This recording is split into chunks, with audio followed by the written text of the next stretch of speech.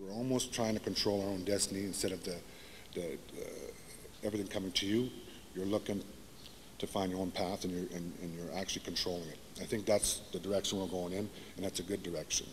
I think we're accomplishing cost cutting, like Mark was explaining. I think he's also achieving more productive hours with the machines on this research and development project, where we're actually working maybe 18, 20 hours when normally we're only working 8, 10 hours with the machinery we have now. So, I can almost see what Mark was talking about is it's probably going to be the future. I think we're trying to come up with things that are cost efficient and still come up with a good product. So I think they're on the right direction. But I was asked here to give a contractor's perspective. I've never done this before, so bear with me.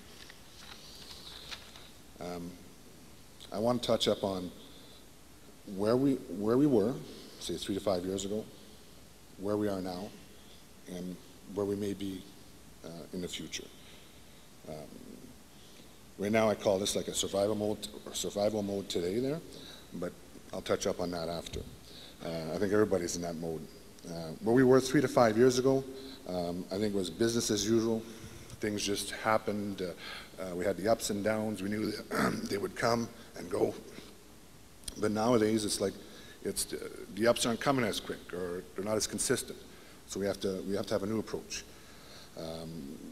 In the past 3 to 5 years, we've had just the normal hardships.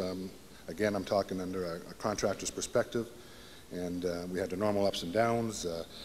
We always had the ability of getting financing. It seemed to be always available. It was always, how can I say that, without saying it was always there. Now, I'll bring up to today, where we are now.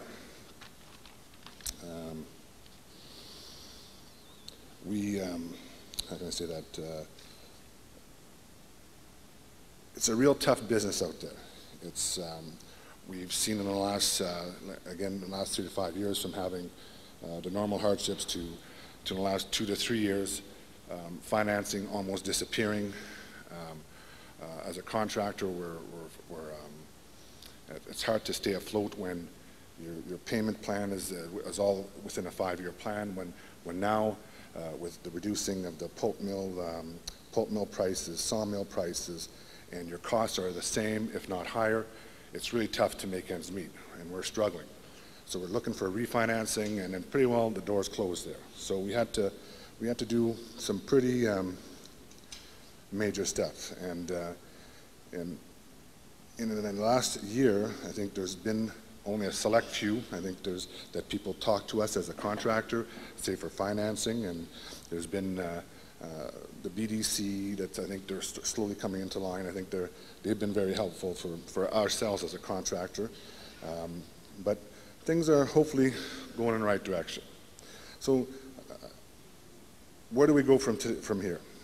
And to me, I have to look in the future, what's going to happen. So I got to think that the forest industry is not going to be what they were in the last 2 to 5 years. It's almost, we're going to have to reinvent it. So do things just because it happened last year doesn't mean we're going to do it next year. So what do I got to do? I have to, first of all, I'm speaking from experience. We've done layoffs.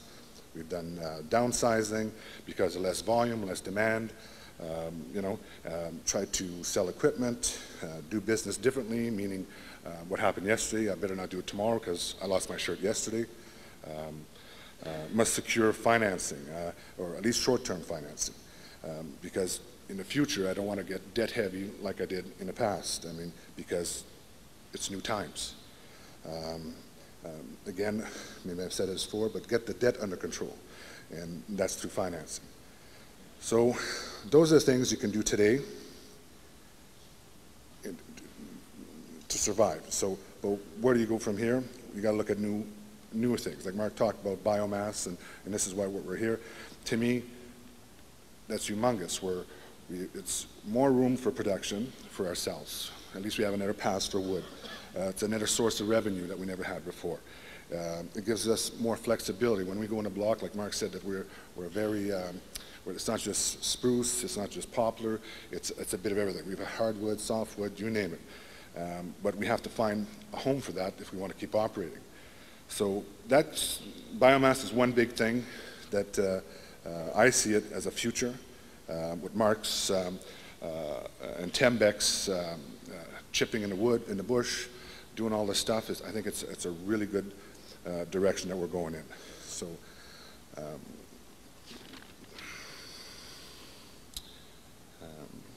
other things that we have to look at, I think even though these markets are appearing, we still have to remember why we're here. I think that we've in the past let things fall in our lap, don't do nothing, oh, things are going to get better, but we can't do that no more. We have to really, really work hard at extending the hours of machines that you buy to lower your costs, raise your revenue, and really know your markets.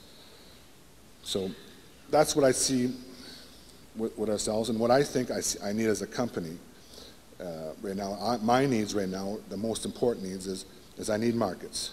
I need biomass. If it's not biomass, it could be whatever else. It could be the pulp mills to start hopefully taking more of our products. Sawmills. That would be a really good fix for ourselves. Second of all, like I mentioned, BDC, like we need financing, you know, and not really long term, short term, because we got to learn from our past mistakes that, you know, we become debt heavy and then we're paying the price today, and that's why we're not surviving. Something I've realized in the last 2 years, and it's a harsh lesson to learn, but our head is still above water. We must have did something right, but we're still struggling. Thirdly, I think the ministry or our government bodies have to, how can I say this in the nicest possible way, assist us in this very difficult time. I think if those three things that we could achieve, it would make our situation a better place. And we know that the Tembecks, the Domtars of the world, Grants, we're all going through a tough time. And I think that looking forward, I think we've learned a lot of great lessons, and I really don't think that we're going to make the same mistakes that we did in the past. And that's my perspective. Thank you.